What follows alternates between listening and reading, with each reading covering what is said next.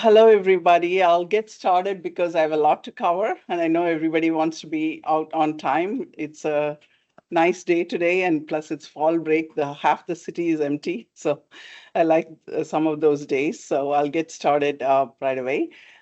So I usually do a summer talk to the students in the T35 grant with Dr. Kling. This summer I had done one. And then even since then, and then we had the four-state annual meeting and we had obesity section. And it seems like every day there's so much more and I'm having trouble keeping up with it. On top of that, the issues with getting coverage for patients in the clinic and then the barriers. So I thought this would be. Plus, I'm working on a manuscript for pharmacotherapy of obesity drugs for a journal. So I'm like, let me just do this because I was asked to do today's talk. So I said, hopefully it'll be a good review for everybody. It may be something many of you may have already heard about, but I'm hoping you'll learn something new today also. So I went through the objectives and so the overview is I always use my favorite elephants because I feel like the sort of the group together doing things is more powerful, and endocrine is a perfect example of that in terms of diabetes, obesity, endocrine tumors. So we work as a team together, whether it's different departments or divisions or, between extended sort of nutritionists and pharmacists and our nurse educator and research trials and so forth. So I feel like this is a perfect example. Walking together takes you far, but walking alone takes you fast. So certainly together is much better. So especially if you have baby elephants. So let me see here. So everyone who works in the clinic knows, or everyone who lives here in Kentucky area know that most of our patients whom we see in clinic, and I'm sure it's the same in the pediatrics and transitional clinics also, that we almost see about our patients are pre-selected, so we almost see about almost every other patient or every third or fourth patient is either overweight or obese in the clinic. So certainly the 15-minute or 20-minute clinic time extends into 30 minutes and many times after hours and online. So it is certainly important to keep that in mind when we are seeing patients. So this is just one example of my patient whom I've followed over the years. She was about, and I always do a weight trajectory. And in fact, since childhood or even from birth, because fetal programming is important in obesity. And this young lady was 160s and was in the sports team in high school. And then undergrad, she was about 220s. Her BMI at that time was almost 42. She underwent, had a breakup, and then immediately the weight went up to 270s. And then she tried phentermine. At that time, it was the only available option among the very few that were available. She went down to 240s.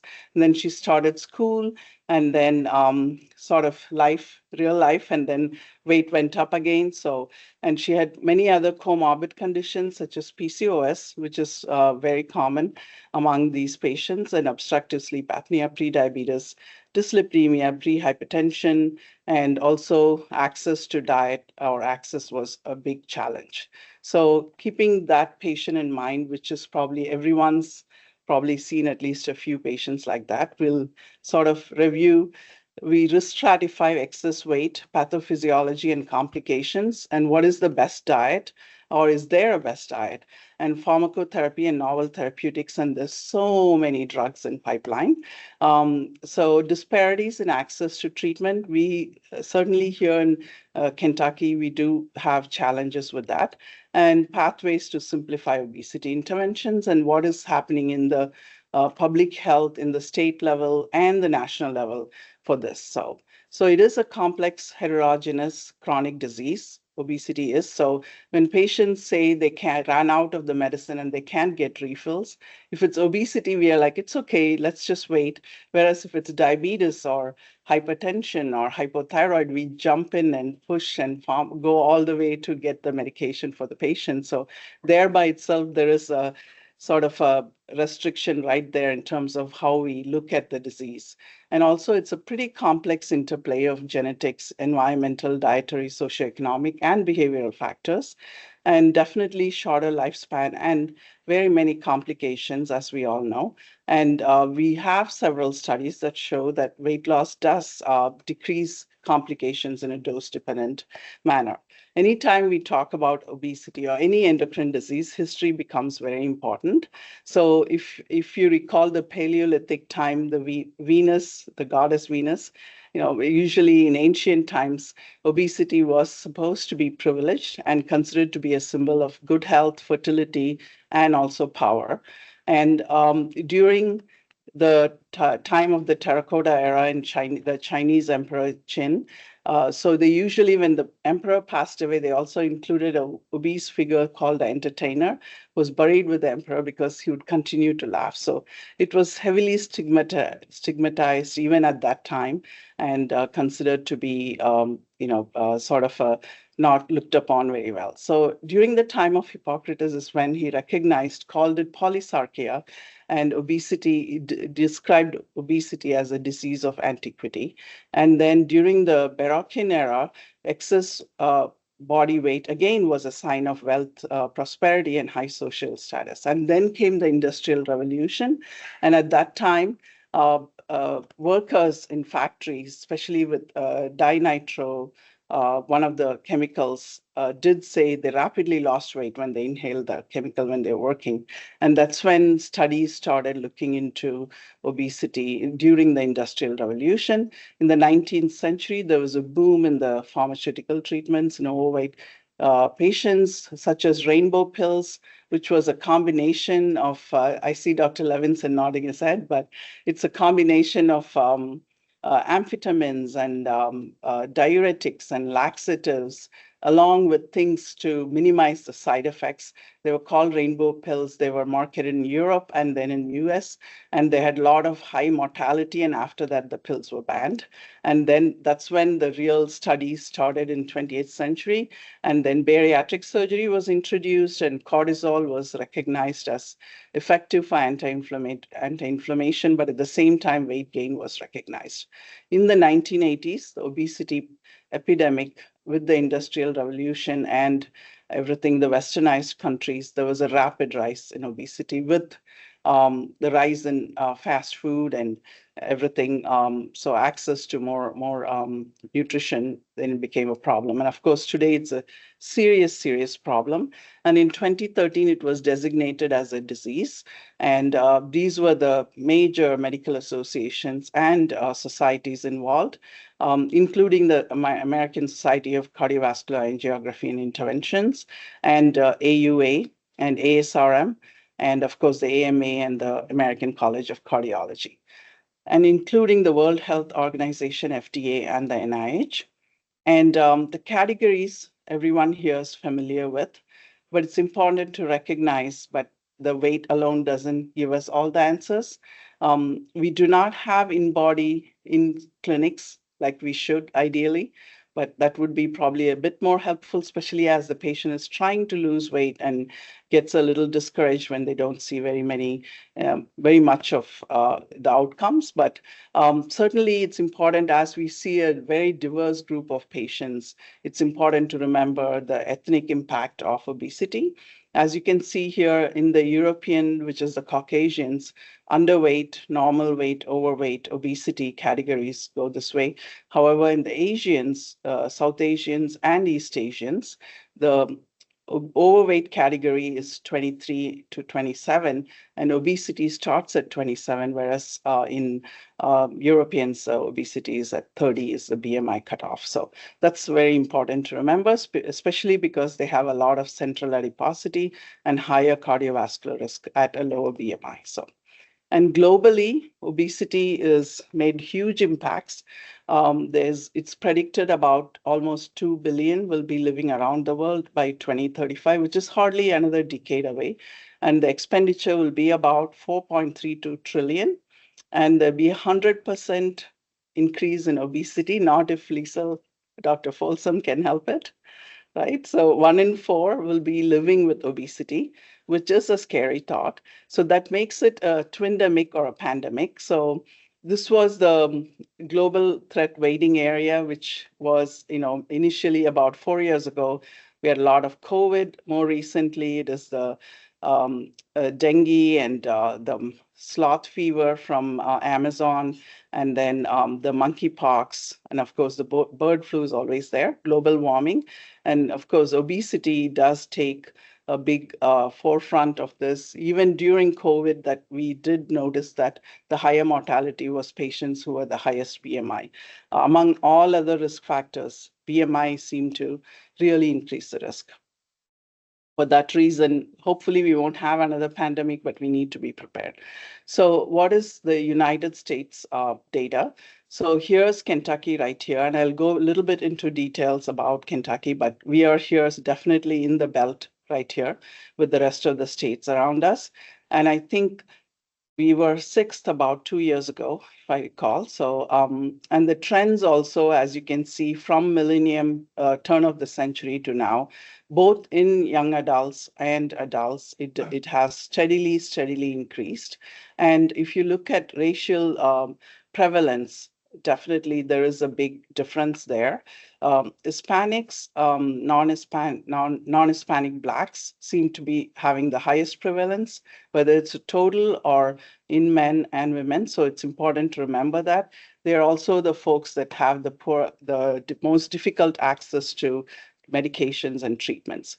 Now, this is our state right here. Sorry, it's a very pretty confusing sort of a figure, but this was the state of Kentucky obesity facts from a year or two ago. And it gives sort of our national cost and our local cost, children and age 10 to 17, about 20%. And the cost of obesity in Kentucky, it's pretty high, 36 million. So in total cost. And the cost of employment and everything together is almost 28 billion, including everything else downstream. So that is important to note. So what is happening here? And as I had mentioned earlier, Kentucky was the sixth, at least last year, and only next to West Virginia, Mississippi, and Alabama, Oklahoma, and Arkansas. I think we were next, and we had like other states next to us, like Iowa and Tennessee. And the BMI average is about 34 to 40%. And the programs that are being developed by the state, including the physical activity nutrition program and the SPAN, which is the state physical activity and nutrition grants, have become more sort of being used now to improve this. There's just one interesting fact that came up in August. I don't know if how many of you all heard about it, but there's this town right here in Kentucky, which made news. We always make news for unique things. While the rest of the state was told that, we are higher BMI and everything. There's this city, Bowling Green, Kentucky, where it was called the Ozempic town of USA. It made news. It was in the National Public Radio and also in Fox News and everywhere. And people were calling and asking me about the city because they'd never heard. Yes, so. And what it was that they had the highest use of Ozempic among all the cities in United States. How they found that, or how they made that math, I do not know. But they were at least 1 in 4 or 4% of the city's population was on Ozempic. This was as of August of this year. City of Louisville, our obesity rates certainly are disproportionately higher in the 12 low-income areas in the city, especially in the West Louisville, and predominantly Black minority areas. And also these are areas where there's poorer access to food, and affordable, healthy food is hard to find. And when they did data looking at how many of the members of this community consumed food, which was like at least 4 to 5 vegetables or fruits a day, it was much lower compared to the rest of the city. So we do certainly have issues there. And so that sort of puts us in an important area where how difficult and how important of an issue this is. And we'll go briefly into pathophysiology. I wish it were as simple as, and patients do tell you, like, I stopped eating all fast food. I eat like a bird. I exercise so much, but I haven't lost a pound, or I lost 10 pounds, 2 pounds, and I gained it back over the weekend. So the simplistic definition would have been calories in and calories out. But certainly there's a lot more factors that play in there. Low-grade inflammation, altered gut microbiome, impaired metabolism, slow metabolizers versus genetic predisposition. We do know the obesity genes, and it have been looked at the major list of genes and other factors, and also altered gut hormones, which we know a lot about. So it's a pretty complex area. And as this next slide will tell us, just going into a little bit of the neurophysiology aspect of it, looking at the leptin, insulin, and ghrelin. Ghrelin is secreted in the stomach, and leptin, insulin in pancreas, and of course, adipose tissue. Leptin and insulin are secreted in proportion to the fat mass, and they do have a positive impact on sort of suppressing, decreasing the appetite by inhibiting the neurons, which is the Gaudy and NPY, whereas ghrelin increases appetite, and it stimulates food intake that we all know about. And also, we do have these other two enzymes, the gut hormones, which is not depicted here, but the GLP-1s and the GIP, which again decrease your appetite. And in a very complex first order and second order central, which is the PVN neurons, there is the appetite signaling happens in a complex manner among these. And there's also the MCR4, which is a very important area because we have drug development with that also. And so those are the different sort of the players in obesity and in appetite and signaling. So skip this part. So there are other areas. This is internal neuro-gut axis. There are external environmental axis, and this slide is courtesy Matt Cave from Environmental Sciences Hepatology. He has done extensive studies in the area of obesogens, obesity genes, which alter which are from the environment, but alter your epigenetics with histone modification, DNA methylation, and cause lipodystrophy and NAFLD and hypertension and diabetes. These are called obesogens and endocrine disruptors. There is a whole area in endocrine society looking at these, and this could be as simple as the toys the kids play with, the personal care products, the food preservatives, and the clothes retardants, the paint, the different agents, pharmaceutical agents, or bisphenols, BPA, extensive areas of obesogens are endocrine disrupting chemicals, or EDC. So there's also the important area of fetal programming, and that has come from studies looking at the Dutch hunger winter study, where victims of Dutch famine, when they looked at the IGF-2 gene, there was alterations in that. So famine does alter the way you look at, you sort of processed food, and many of them do end up having or sort of what you call as a thrifty gene syndrome. Also, the Chinese famine study looking at population differences in the wet season and the dry season, especially focusing on the POMC gene. And also maternal overnutrition, looking at low protein, high fiber diet causing fetal obesity, and also and that sort of developed the fetal programming. So this gives us a lot of information on the third world countries, especially in sub-Saharan Africa, where sometimes food can be an issue, and how the process happens. This slide is mostly for our fellows because knowing the monogenic mutations linked to obesity is very important. So you have the leptin, LEP, the leptin receptor gene, and then the POMC, which is and then the MC4 receptor, which the setmelanotide, the newer drug which came 2 years ago into the market. Then the SIM1, and also the NTRK2, BDNF, and SH2B1. These are some of the common mutations. The setmelanotide was particularly approved for the MC4 mutation Bardet Beetle syndrome, but certainly is the wider sort of scope that's being looked at right now. What are the downstream effects? I won't go into details, but these are the areas in red. Of course, type 2 diabetes, NAFLD, steatohepatitis, stroke, kidney disease, but more importantly, reflux, Barrett's, esophageal adenocarcinoma. What is not seen here that is also important is the other cancers, colon cancer, breast cancer, and so forth. Those also become important, and kidney diseases related to obesity.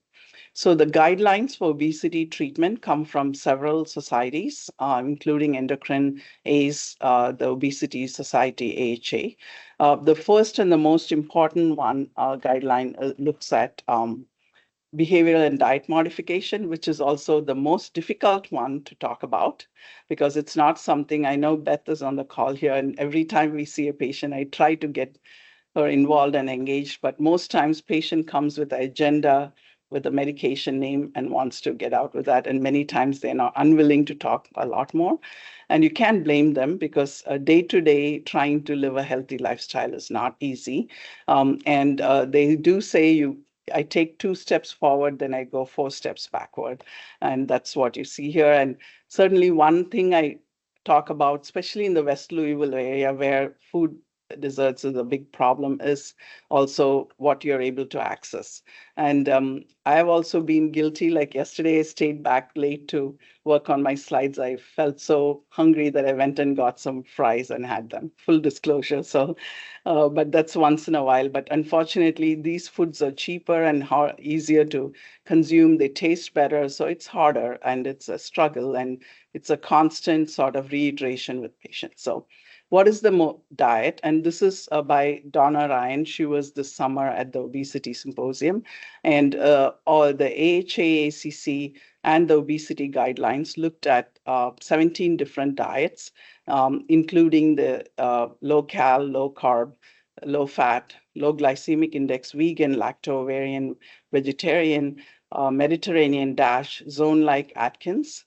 They didn't do the ketogenic or intermittent fasting. I know last year when Beth Ackerman and Dr. Folsom did a very nice sort of the last session of the day about nutrition but certainly there's several different diets that patients do bring in and books they talk about. So not one diet was superior to another. So that's important to know. And the other problem is this: while Mediterranean diet has been looked at longitudinally over time for benefits, cardiovascular benefits, not all the other diets have been looked at. Maybe we have more about vegan these days, maybe some with intermittent fasting, but certainly not beyond 6 months. So we need longitudinal studies looking at this and access to it also. So the most important thing to tell the patient is whatever works for them. It's a flexitarian diet, which works and easy for them to get and easy to manage, easy to meal prep. So that's important. And that has all the ingredients that you want them to have. So another thing to look at is counseling, behavioral counseling, and talking to somebody, which is very important, which most obese patients are being managed in primary care settings. Most of them do not have access to nutrition, or do they have access to behavioral or psychotherapy? And that is by itself an issue because most studies were looked at by using dietary intervention and along with behavioral lifestyle. And if you don't use that and just give the medication, many times the success rates are lower. So a low-calorie diet, 1,200 to 1,500 in women and 15 to 1,800 in men, and with macronutrient composition based on the patient's health, and also counseling sessions, including at the VA where I do many of my clinics. We are fortunate to have the MOVE program, which sort of has the dietitian, psychology, social worker, a pharmacist, and a physical therapist to sort of help patients because many of them are disabled and not able to do the full stretch of exercise that you would like to do. The recommended exercise exercise is 150 minutes of aerobic. And to weight loss maintenance, it's actually 200 to 300 minutes of aerobic activity. I typically let patients know to sort of look at the AHA recommendation if they are able to and if they are active and they're able to do things. But if they have limitations or cardiovascular issues, one has to be very careful. And these days, compared to 10 years ago, we have a lot more online sessions and sort of handheld devices and AI-based exercises that patients can use. So for those of you interested, AHA's physical activity has very good information about intensity, adding muscle, feeling better, move more, sit less, and fit in 150 plus. So that's something important to sort of share with patients. So we talked about, so it's like a prescription that you give the patient, an exercise prescription, a diet prescription, and a behavioral therapy prescription, because many of the patients who also have weight gain do have psychosocial issues and everything. So another important area, which again was at the obesity symposium this summer, is ultra processed food, which again is cheaper, easy to access, and has longer shelf life, but it is the hardest. And this habit generally starts from childhood, and that's where we need to break the habits. So that's very important. So now we go to the medication. So in the past 100 years, this was a very beautiful sort of a thing, and 100 years of medications by Dr. Bray from Pennington Institute, looking at historical events of how things happened. Like in the 1900s, early on, I think 1890s is when they extracted thyroid, and they noted that when you gave thyroid extract to patients from sheep or pork, that they lost weight. So it was being used informally as a weight loss medication until they had complications. And then I mentioned the rainbow pill, amphetamine. That was a big sort of a very popular thing at that time. And then, of course, that with many patients dying from it, and stopped it. And then later on, it was banned in the 1960s. And anorectics, antidepressants after that. And then leading to the millennium to 2020 is when we have all these different other drugs, the gastrointestinal drugs, the peptides, the metabolic inhibitors, the thermogenic drugs, and so forth. That sort of goes along with how the world was changing during that time. So these were some of the older drugs which are not approved. Either they've been withdrawn or not approved. And FDA has a long list of these drugs and also unapproved drugs in their list, and they caution because patients who are desperate do come in and ask, can I buy this? Or I already bought it, or my friend gave it to me. Can I take it? So, well, the market for obesity grew over the last, or weight loss prescription drugs in about 2022 or so. As you can see, it was almost in the millions, and it's getting into the billions right now as we go into 2025.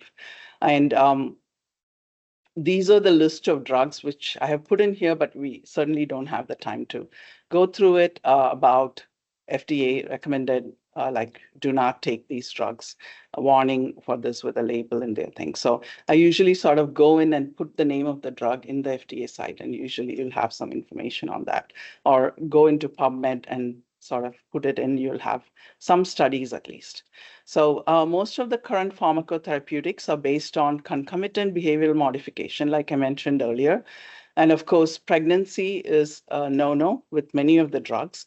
And attrition rates are higher, most of the drug studies over time.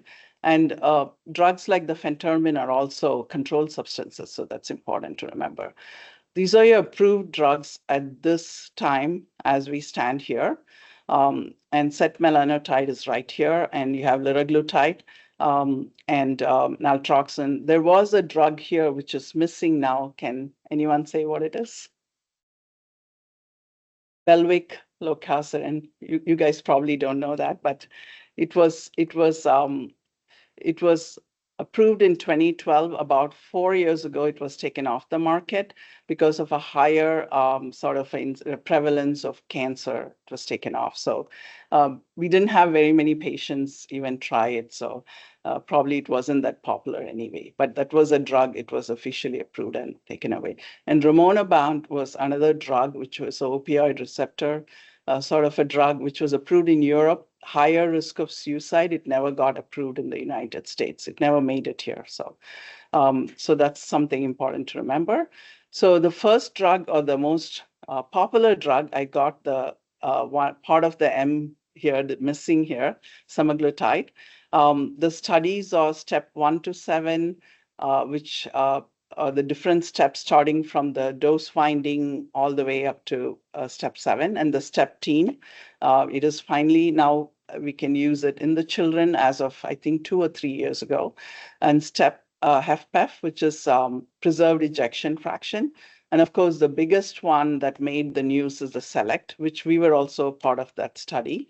I know Anne-Marie is in the virtual attendance. So CV outcome study, it made so much news and so much excitement that FDA approved it, and we have it available now for a certain group of patients. The tirzepatide, which we all are familiar with as Mounjaro or Zepbound, SURMOUNT 1 to 4, SURMOUNT 1 and all the way up to 4, and SURMOUNT obstructive sleep apnea was the most recent one. It was presented in June.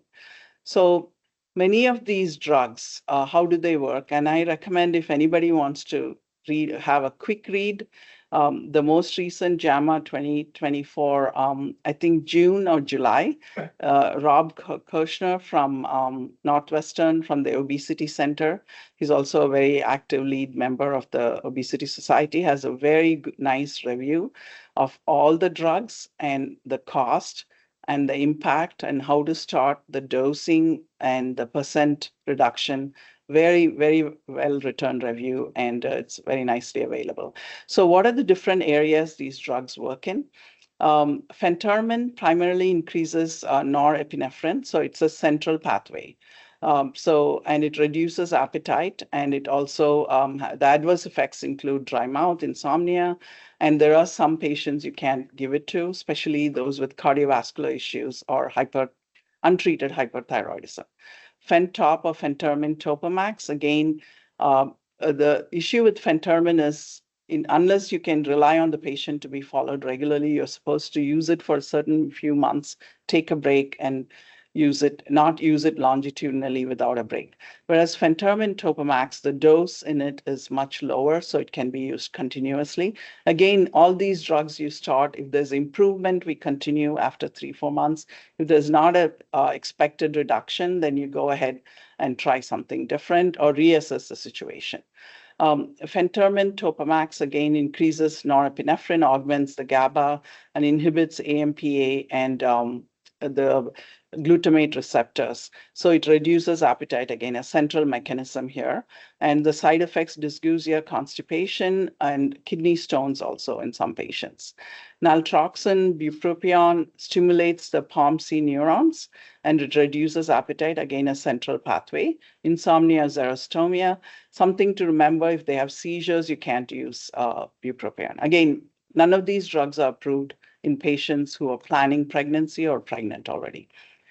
So the other group of drugs, nutrient-stimulated hormone-based medications, liraglutide, semaglutide, tirzepatide, and more to come.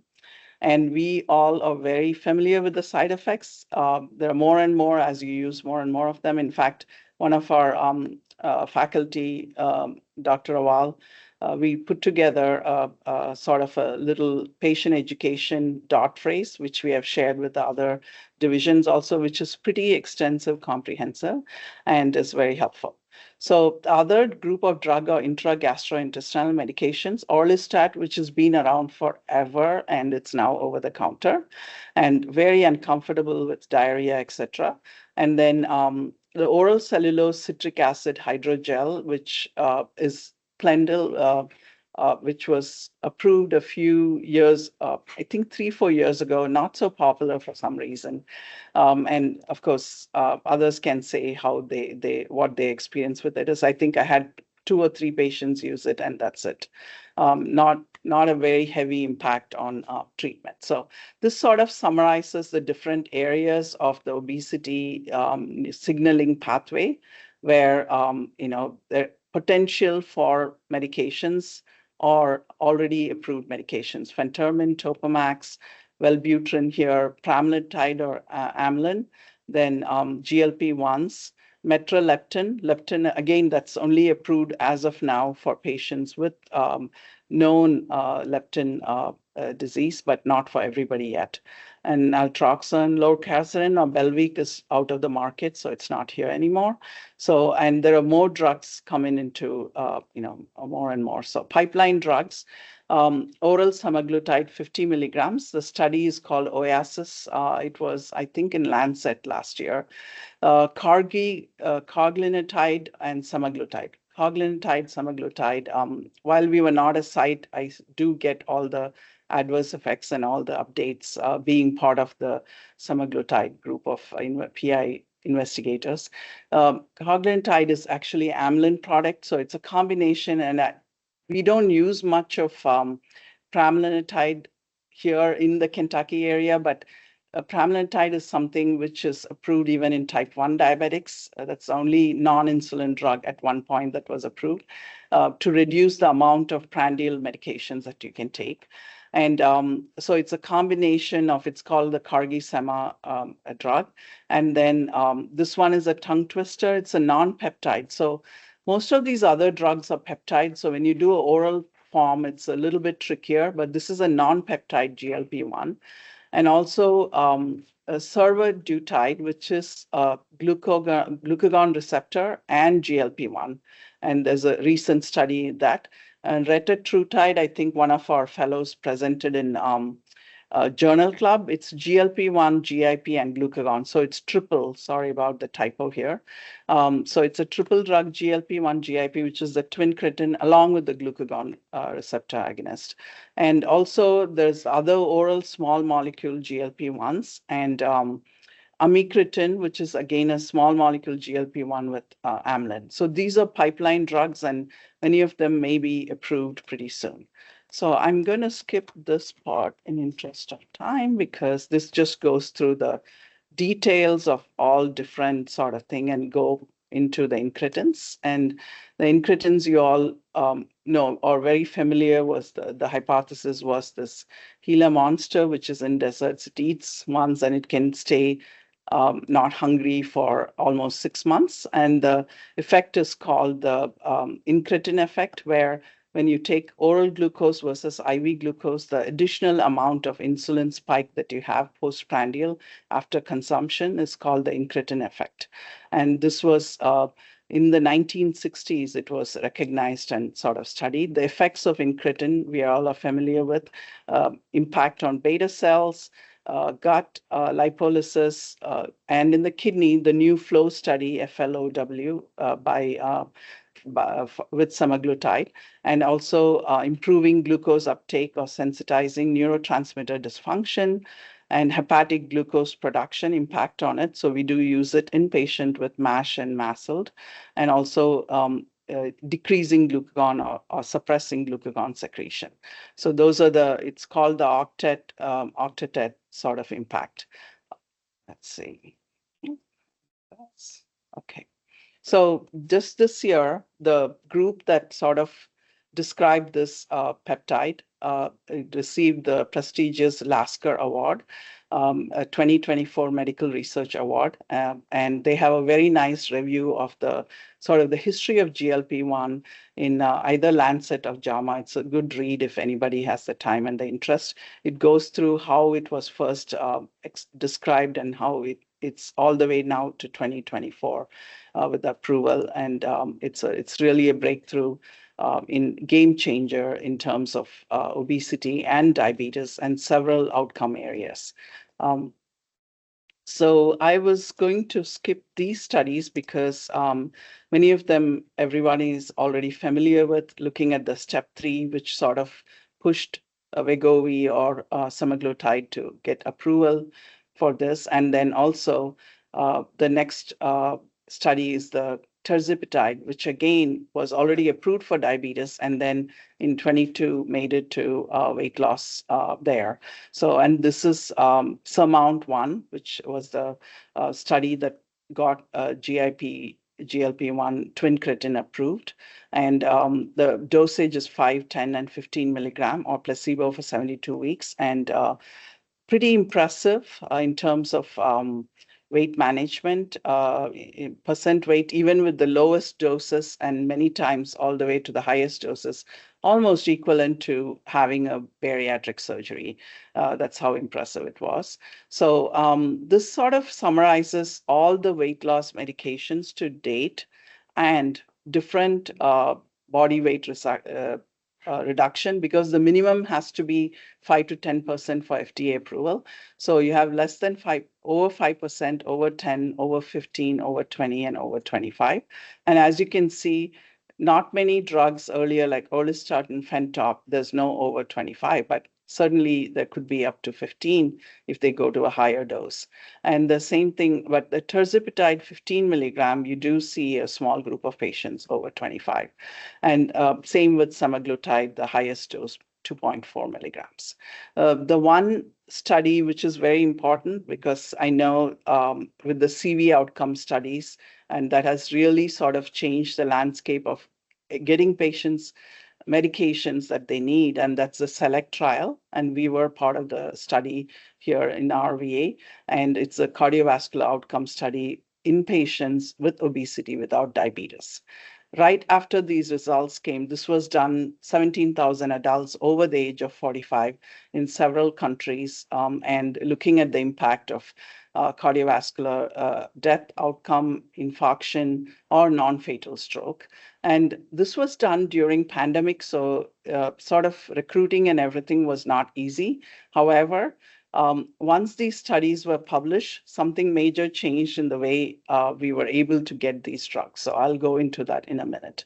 As soon as I talk about Plenity, which is called a filler, and I don't know if any of you all have had experience prescribing it.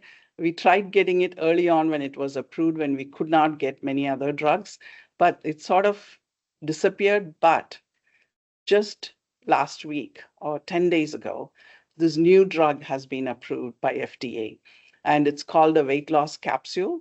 Epitome is its name. It's an Israel-based company. The study is RESET, and it showed it's a small group of patients. So it is one of those drugs where you take the drug and it sort of expands into a matrix into the stomach, and then you sort of eat much less. And there was a pretty significant weight loss in these patients, at least 5%, which is what you need for FDA approval. Not as great as the newer drugs, but certainly something is better than nothing, especially if patients have contraindication to taking GLP-1, such as severe gastroparesis or other issues that they may have, which can be a problem with doing this. So just a word about the MC4 receptor agonist.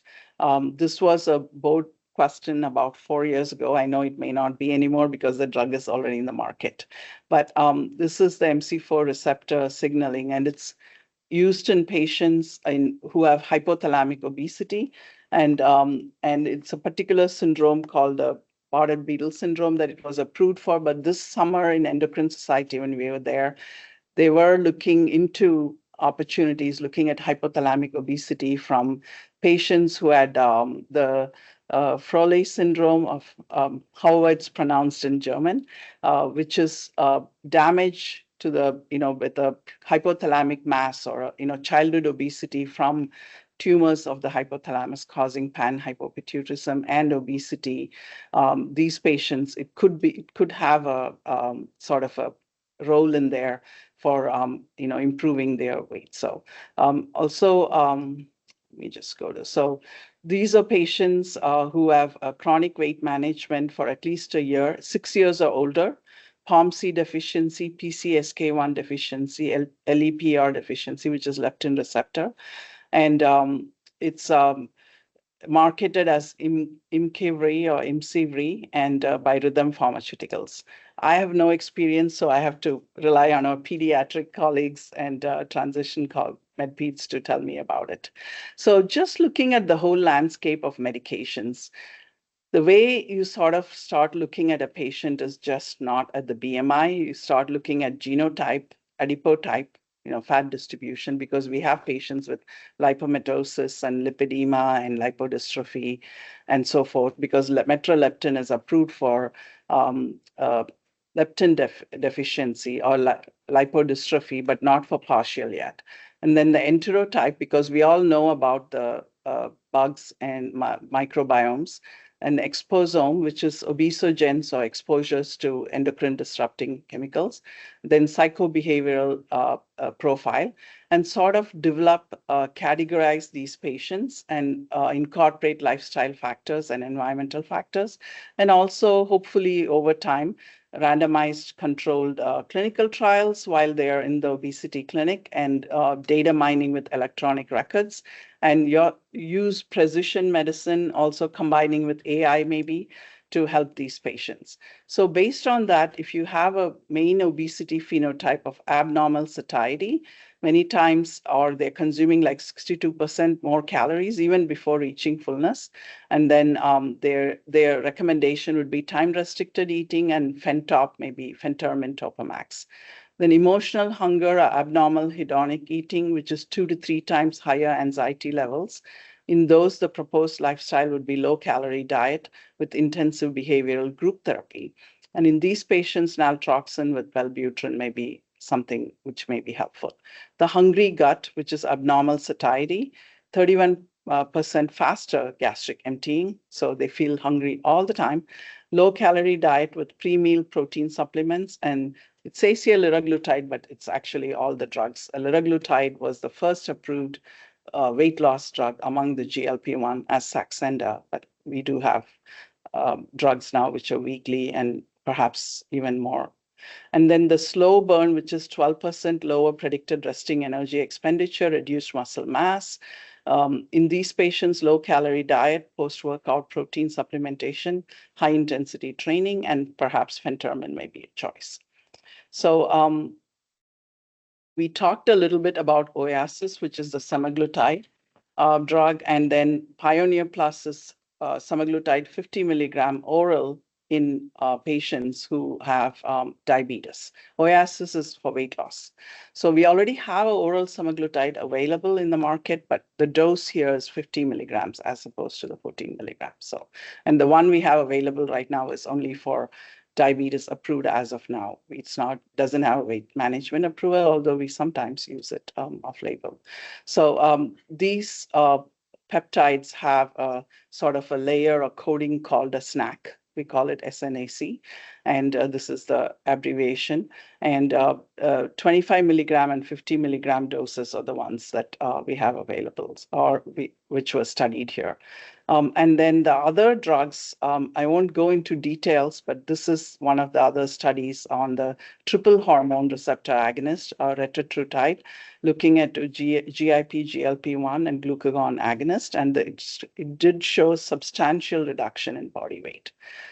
One of the bigger problems we have is all these do cause body weight loss, but do they do focus on muscle, or do they just sort of do everything like fat and muscle?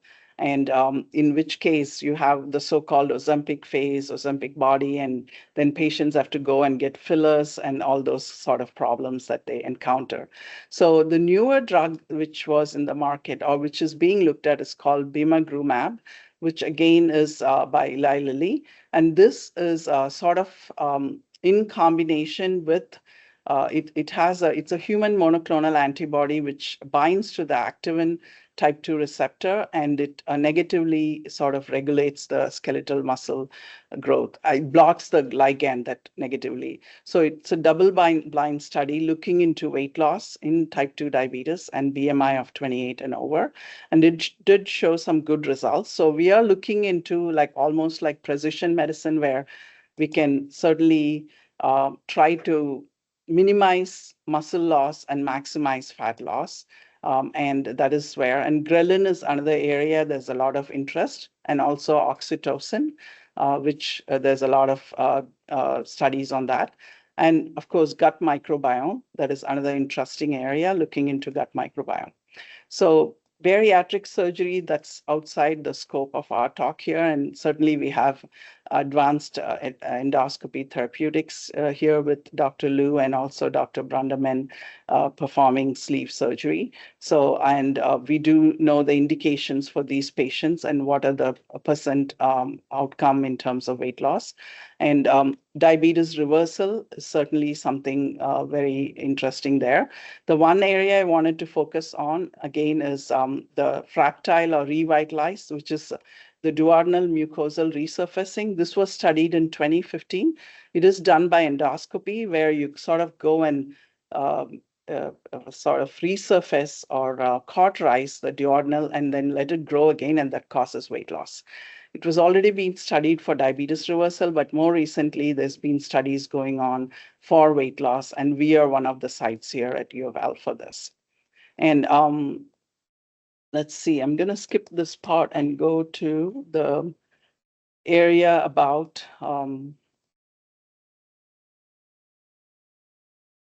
looking into so the one area which is something important to remember, because I have patients asking, and I'm also worried, is this is called the non-arthritic anterior ischemic optic neuropathy, or NAON. It was a very small study done in the Boston Eye Institute, but it did show 8.9% versus 1.8% in the diabetes cohort of prevalence of this condition, which can cause blindness, 6.7% versus 0.8 in patients who are not on GLP-1 in the overweight cohort, with a very high hazard ratio. So now we are looking into results of the next carefully designed study, which is looking into impacts of the eye by GLP-1. It's called FOCUS, and we should have some results soon. So this is, I don't know how many of you all watched it, but I don't normally watch South Park, but this YouTube video by the kids from South Park in Maine was hilarious. It shows how they go navigate through the system to get their friend to get GLP-1. And it shows what all they have to jump through, like navigating the American health system. It was one of the most hilarious videos I had watched in a long time. So this was a study looking at barriers for into a primary care area in Michigan, University of Michigan-based primary care practices of what the internist perceived as problems, including visit time. Losing weight is not a priority for the patient, and many times also, they didn't have weight-related health problems, so they didn't feel like it was important, and they couldn't bill for weight loss-related conversation, and several other factors. I think the biggest thing is time and not being able to do much, not having the help available.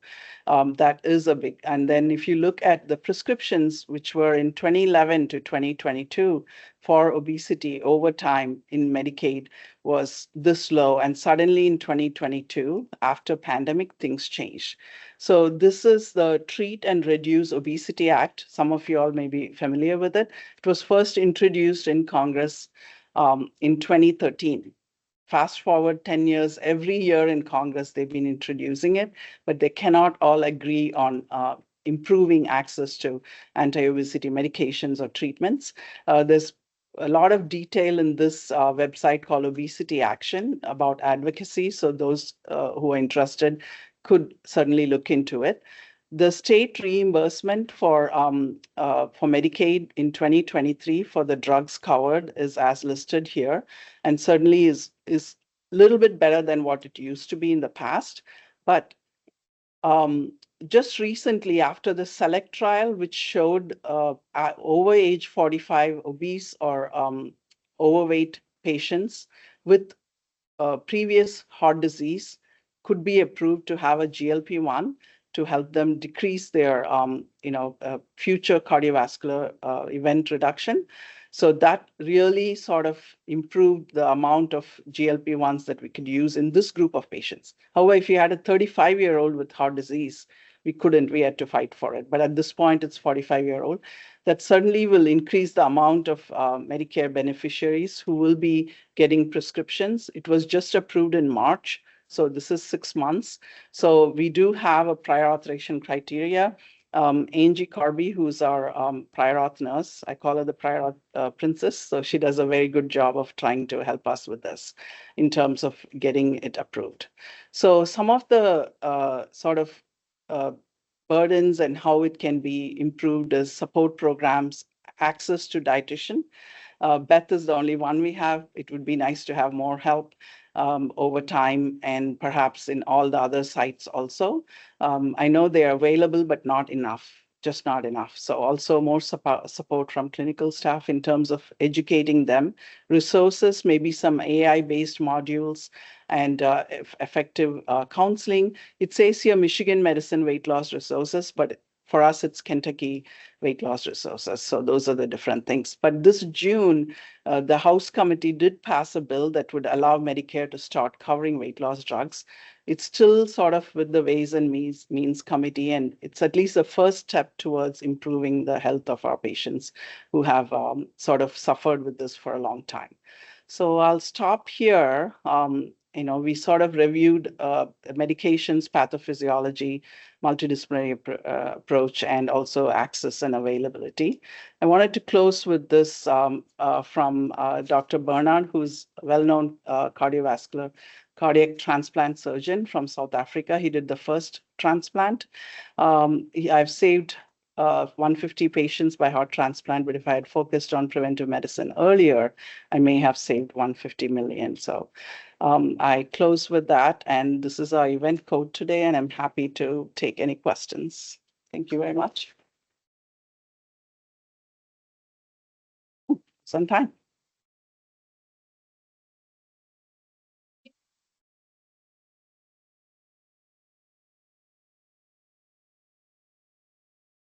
Exercise, anything else? So diet, exercise, and we don't have in-body available at this time, but I think some of, sort of the in-body can help, but definitely at this point, till we have any of those newer drugs available with the skeletal muscle receptor, monoclonal antibodies, I think at this point, it's mostly diet and exercise and telling patient, don't eat all and then, just rely on the medication. You need to do some work also. So, yeah. Dr. Levinson, you go ahead.